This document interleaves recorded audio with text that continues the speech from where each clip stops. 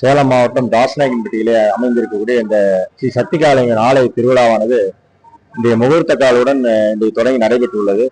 இதுல முக்கியமான விசேஷம் என்ன, இப்ப பிரித்திங்கர ஹோமம் நடைபெற்றுக் கொண்டிருக்கிறது. இதுல வந்து ஊர் மக்கள் அனைவரும் நல்லா இருக்கணும், அவங்களுக்கு எந்த எதிரிகள் தொல்லை, பில்லி சூனியம், இந்த மாதிரி ஒரு கெட்ட சக்திகள் வந்து அவங்களுக்கு குடும்பத்துல இருக்கக்கூடாதுன்னு சொல்லி எல்லாத்துக்கும் வேண்டி இன்றைய இந்த பிரித்திங்கர ஹோமம் சிறப்பாக நடைபெற்றுக் கொண்டிருக்கிறது.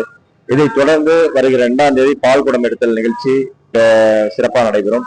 அதைத் தொடர்ந்து 5ஆம் தேதி வருகிற புதன்கிழமை சக்தி கிரகம், பூங்கரகம், அம்மனுக்கு சிறப்பு அலங்காரங்கள், பொங்கல் வைத்தல் முதலான நிகழ்ச்சிகள் நடைபெற்று சிறப்பாக நடைபெறுகிறது என்று அன்போடு தெரிவித்துக் கொண்டு, இந்த சக்தி காளியம்மன் திருவிழாவை அனைவரும் கலந்து கொண்டு அம்மனர்கள் பெறுமாறு சக்தி காளியம்மன் நிர்வாக கோவில் ட்ரஸ்ட் சார்பாகவும் நிர்வாக கமிட்டி சார்பாகவும் விழாக்குழு சார்பாகவும் கேட்டுக்கொள்கிறோம். நன்றி. சரி, இது 4வது வருஷம் நடந்துட்டு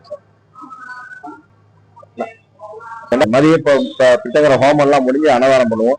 தினமும் திருவிழாவில தினமும் அன்னதானம் நடைபெறும், இரவு அன்னதானம் நடைபெறும். கோயில சிறப்பம்சம் இந்த சக்தி காளியம்மன் ஆலயத்துல வந்து வாராகி அம்மன் அமைஞ்சிருக்குங்க.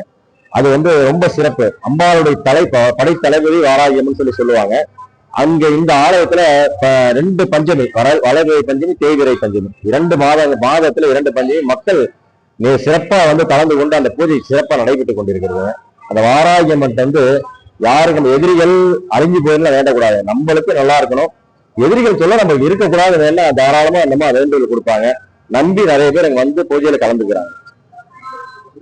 இந்த இடத்து பேர் ஸ்ரீ தாசநாயக்கன்பட்டி கிராமங்க. இந்த தாசநாயக்கன்பட்டி கிராமத்துக்கு இந்த காளியம்மன் எல்லை காளியம்மனா வீட்டிருக்காங்க. இது 2வது பார்த்தா வடக்கு பார்த்த காளியம்மன்ங்க. இது ரொம்ப சிறப்பு. இந்த காளியம்மனுடைய ஆலயத்து எல்லைக்குள்ளார இது வரைக்கும் எந்த ஒரு விபத்துமே நடந்ததில்லை. அப்படி விபத்து நடந்தாலுமே அவங்களுக்கு எதுவுமே ஆகிறதில்லை, உயிருக்கு சேதமோ இந்த மாதிரி எதுவுமே இது வரைக்கும் கிடையாது. அதுதான் இவருடைய இந்த ஆலயத்துடைய சிறப்பு. என் பேர் வி செந்தில்குமார். கோவில் நிர்வாகத்தில் நான் உறுப்பினராக இருக்கேன்.